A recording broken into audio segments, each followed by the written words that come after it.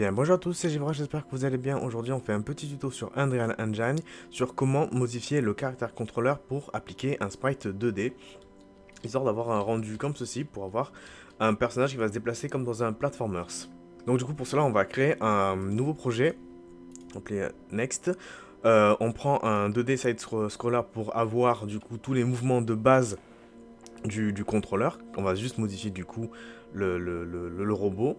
Et donc on se retrouve dans notre nouveau projet où on a bien donc non pas peur 2D qui est ici. Et donc là c'est juste la caméra qui est en plein devant. Et lorsqu'on va lancer, effectivement, on a le personnage, le robot qui va se déplacer. Donc notre but, ça va être de faire en sorte qu'à la place du robot, il y ait la pizza qu'on a créée auparavant. Donc comment on fait ça? Donc on va Contents, on va créer un dossier qu'on va l'appeler pizza 2D, on s'en moque. C'est juste histoire d'avoir les bons fichiers. Donc là ensuite, on va prendre sur le côté les deux fichiers. Donc on a notre pizza qu'on a créé en pixel art, qui est ici. Et on a les player run qui sont ici, donc c'est pareil, c'est juste des images qu'on a créées nous en pixel art, donc vous pouvez prendre n'importe quelle autre image. Donc là, afin d'éviter d'avoir un souci de qualité de texture lorsque vous allez importer lorsque vous allez créer votre sprite, donc il faut faire un clic droit sur le player pizza par exemple, sprite action, et avant de faire extract sprite, faire apply paper 2D texture setting. Et en gros, ça a modifié ça a modifié ici les détails pour que ça soit du coup beaucoup plus réaliste en 2D, que quand on zoome on perd pas de la qualité. Sachant que là ici par exemple, je vais zoomer et on voit qu'on perd de suite de la qualité en fait de la texture. Et donc pour ça on va appliquer les réglages automatiques pour que ça soit une texture qui soit beaucoup plus agréable à regarder lorsqu'on va zoomer et que surtout ça ne perd pas de qualité. Donc une fois qu'on a ça, il faut qu'on extrait les sprites. Donc si on fait create sprite, ça va créer un seul sprite. Je vais vous montrer, ça va créer un seul sprite. Mais nous ce qu'on veut, on veut que ça les découpe en fait. Donc ce qu'on va faire, on va supprimer ça. Delete. Donc on va faire clic droit toujours, sprite action et extract sprites. Donc moi comment j'ai dessiné mes pizzas, c'est-à-dire que je les ai dessinées en 16 par 16. Donc là, Unreal arrive à détecter automatiquement la coupe. Mais si jamais il ne détecte pas trop, et surtout pour un souci de précision, il suffit juste donc de faire, au lieu de faire auto, de mettre en grid. Et dans la taille de la hauteur, par exemple, au lieu que ce soit de 16 sur 32, on fait en 16 par 16. Étant donné que quand j'ai dessiné le personnage, je l'ai dessiné dans un carré de 16 par 16, c'est plus simple. Si jamais vous l'avez dessiné en 32 et que vous voulez vous couper en 32, il suffit juste de modifier ici. Je vais juste le modifier pour que, hop, c'est un idle du coup, ici. Hop, on va l'appeler idle. Ce sera utile pour plus tard après, en extrait. Comme ça au moins on sait que ça va être le idle, donc la respiration. On fait pareil pour le run. Donc sprite action, extract sprite. On va aller se mettre au milieu pour voir la découpe. Donc là vous voyez la découpe elle est pas parfaite puisque du coup il va chercher les pieds des fois. Donc on fait en grid pareil et on modifie ici en 16 par 16 pour avoir toutes les images. Et on l'appelle du coup run. Normalement je suis censé mettre la majuscule. Hop, voilà. Run. Et on extrait tout ça. Donc c'est à dire que là maintenant on a donc nos sprites. Donc là du coup on les a bien en sprites. Sauf que lorsqu'on va essayer d'éditer le player, ça va pas marcher puisque du coup il faut qu'on les mette en paper flipbook. Et en fait un paper flipbook c'est ce qui permet de gérer tout ce qui est les animations pour des éléments en 2D. Donc comment on fait cela?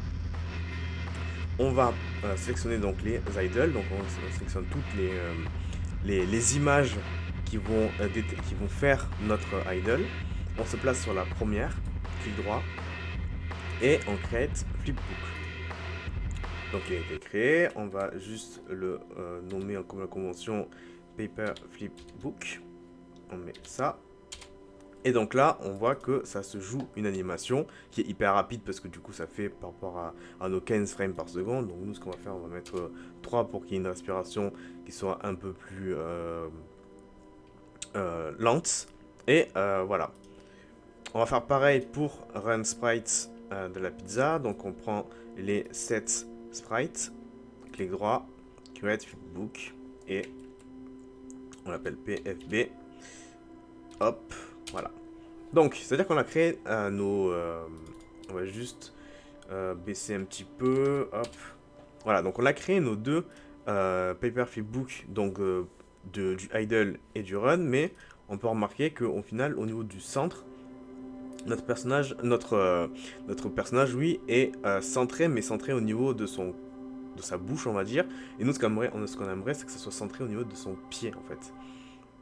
Donc, comment on fait cela? Donc, on va sélectionner les sprites qui correspondent donc du coup au Paper Flipbook. On peut même sélectionner tous les sprites, en fait. On fait clic droit, Asset Action et Bulk Edit via Property Matrix.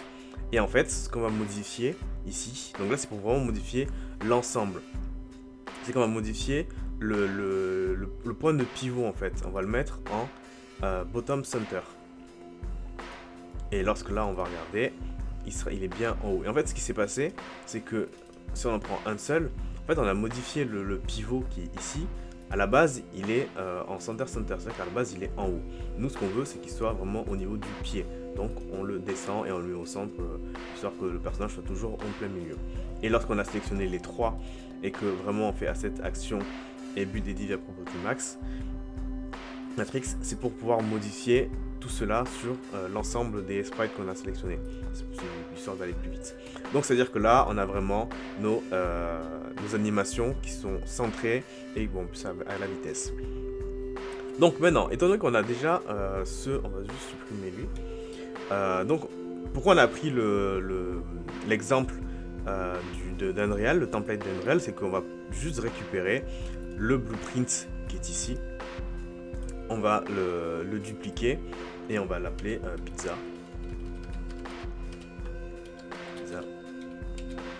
Et on va le mettre dans notre pizza 2D. Et en fait, là, ce qui s'est passé, hop, c'est qu'on a juste copié, en fait, le contrôleur, le blueprint de notre personnage existant, qui, du coup, correspond bien à celui qu'on avait avant. Et là, notre but, c'est de se simplifier vraiment tout ce qui est les déplacements. Donc là, on va vraiment le déplacer, faire en sorte qu'il se déplace. Donc, on va modifier, dans un premier temps, la source de notre flipbook. Donc c'est à dire que là on est sur un idle, donc on va dire que à la place d'avoir le basique, celui par défaut, on va prendre celui qu'on a créé, donc la pizza. On va juste agrandir un peu plus la pizza, histoire que voilà, elle soit une taille un peu plus grande. Et on va modifier ensuite la capsule. On va modifier la capsule qui est un peu trop grande par rapport à la pizza. Donc on va dire, quand j'ai fait des essais, on avait dit qu'elle était à 40. Et on va peut-être juste réduire la largeur. Et pour faire en sorte que notre pizza soit vraiment pile au niveau de la capsule. Donc on va se mettre en left. Donc pour changer la vue, on va se mettre en left. Et donc là on a plusieurs solutions. Soit on prend notre sprite qu'on va descendre jusqu'à la position de la capsule et on peut afficher le sprite pour descendre pour que ce soit vraiment... Alors je suis un peu en trop. Hop. On va enlever la grille. Hop. Voilà, pour une sorte de descente, que ce soit pile au milieu. Sinon, ce qu'on aurait pu faire, c'est ici. Donc, j'avais mis 40 la capsule. Sachant que la capsule, elle fait 40. Donc, de là à là, ça faisait 40. Donc, on peut dire qu'on place notre player à moins 40, T1. Comme ça, les pieds, ils vont dépasser. Et lorsqu'on aura la caméra qui sera sur le joueur, on sera pile à 41. Là, on peut compiler, on peut sauver. On va revenir en une vue perspective normale. Donc là, ça correspond à peu près, c'est bon. Et ensuite, on va modifier donc dans les animations de base de notre blueprint qu'on a récupéré par défaut.